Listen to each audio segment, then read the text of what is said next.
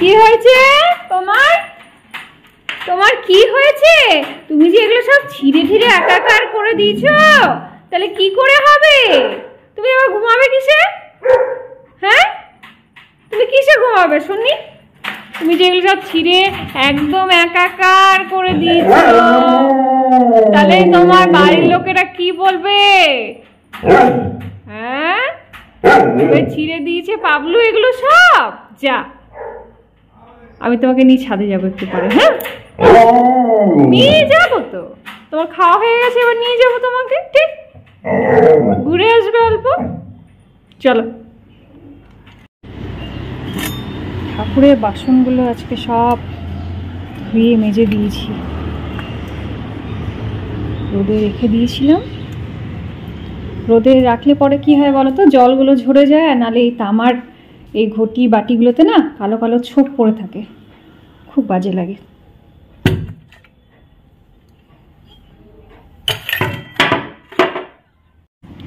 আজকে দেখো যত আমার রূপোর ঠাকুরগুলো আছে না, সব পেস্ট দিয়ে রেখে দিয়েছি।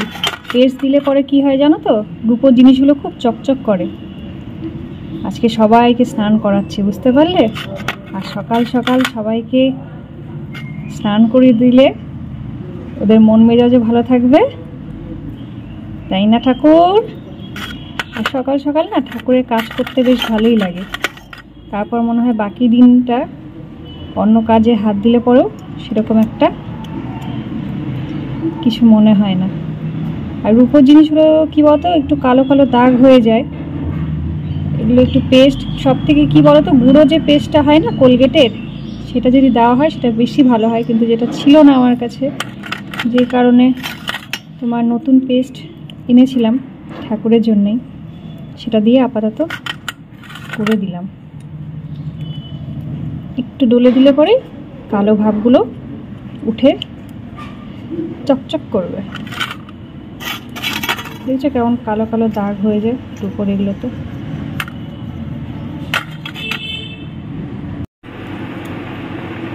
তোমাদের দাদা ভাই একদিন কচু বাটা খেয়ে মুখে লেগে গেছে, বুঝতে পারলে তো, আবার এনেছে। এটা আছে, কচুটা বাটা করে দেবো। এই কাঁচকলা, ঝিঙে এগুলো দিয়ে সব দিয়ে মাছের ঝোল করে দেবো পাতলা করে। সেই যে মাছটা রেখেছিলাম, কাঁচা রেখেছিলাম বলে করতে পারছি, বুঝতে পারলে? এটা যদি ঝোলে পড়ে যেত তাহলে আর কেউ খেতে চাইতো না। এদিকে আমার এই কচুটা হয়ে গেছে, রসুন দিয়ে অল্প ভেজে নিয়েছি খালি। কি বলতো, ভাবছি একবার রাতের তরকারিটা করে রেখে দিই, পটলের তরকারি। আর বারবার করে রান্নাঘরে না রান্না করা যাচ্ছে না এদের জ্বালায়।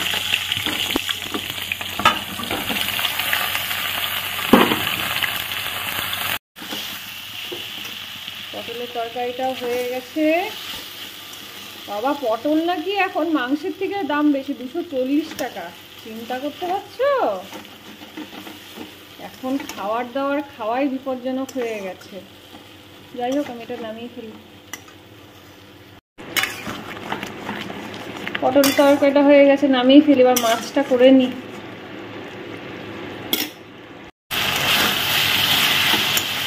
সবজি দিয়ে ঝোল পাতলা করে করে দিচ্ছি, বুঝতে পারলি তো? আর একটা আম কবে থেকে পড়েছিল, ওটা একটু চাটনি করে দিলাম। তো দেখো আমার মাছের ঝোল রেডি।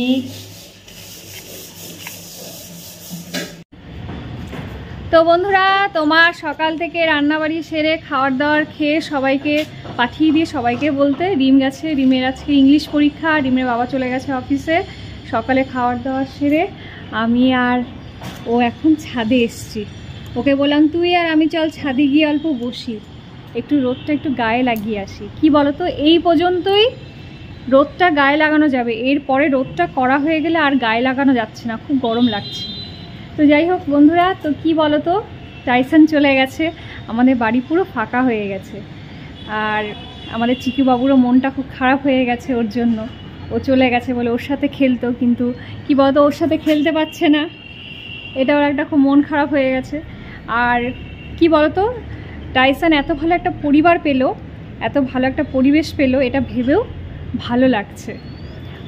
আমি বললাম যে ওদেরকে আসতে মাঝে মধ্যেই চিকুর সাথে অল্প দেখা করে যেতে। ওরাও বললো আসবে, আমরাও বললাম যাব ওদের বাড়িতে। তো কী বলতো, গেছেও একটা ভালো পরিবেশ পেলো, এত খারাপ জায়গা থেকে একটা ভালো জায়গা পেলো, এটা ভেবে সত্যিই ভালো লাগছে। তো চলো বন্ধুরা, একটু রোদ খেয়ে আবার নিচে যাব, কারণ রিম 12টার মধ্যেই চলে আসবে স্কুল থেকে, 12টার সময় ছুটি হয়ে যাচ্ছে। তারপরে আবার ওর খাওয়ার টাইম হয়ে যাবে, ওকেও খেতে দিতে হবে। আমার চিকু বাবু নিচে বসে আছে, ও এখন ঘুম দিচ্ছে। তো চলো বন্ধুরা। চিকু সব ছিঁড়ে দিয়েছো, পেপার থেকে আরম্ভ করে কি অবস্থা ঘরের। ছি ছি ছি ছি, দেখো বন্ধুরা ঘরের কি অবস্থা করেছে, গোটা ঘরে পেপার ছিঁড়ে। হ্যাঁ কি রে, তাহলে বাবলু কি দোষ করলো বেচারা, ও তো এখানে বন্ধ আছে। সত্যি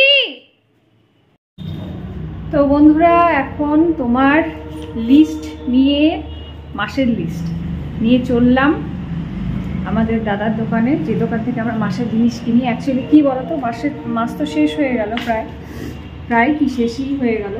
তো যেহেতু এই মাসটা খুব ছোট মাস, তো বিশেষ একটা জিনিসপত্র শেষ হয়নি বলে এত তোড়জোড় ছিল না, বুঝতে পারলে তো। আমি ভাবলাম একটু দেরি করেই নিই, তো যেই কারণে ভাবলাম যে আজকে সন্ধ্যেবেলায় এই কাজটা করে নিই, দিয়ে আসি। তো সন্ধ্যে দিয়ে বেরোলাম দোকানে। চলো একটু ফুল নেব, ফুলের তো আকাল হয়ে গেছে, ফুলও নেব অল্প,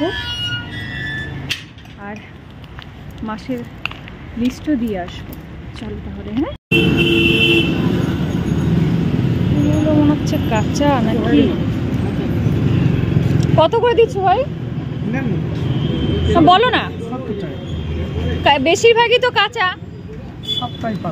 হ্যাঁ সবটাই পাকা, না বেশি পাকা হলে আর ভালো লাগে না, এই কদিনই যা খাওয়া যাবে।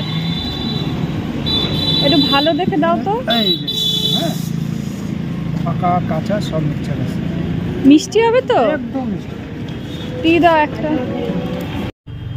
তো বন্ধুরা চলে এসেছি, রাস্তায় কুল দেখতে পেলাম, আর এই কদিনই তো খেতে পারবো বলো, এরপরে কি আর পারা যাবে খেতে।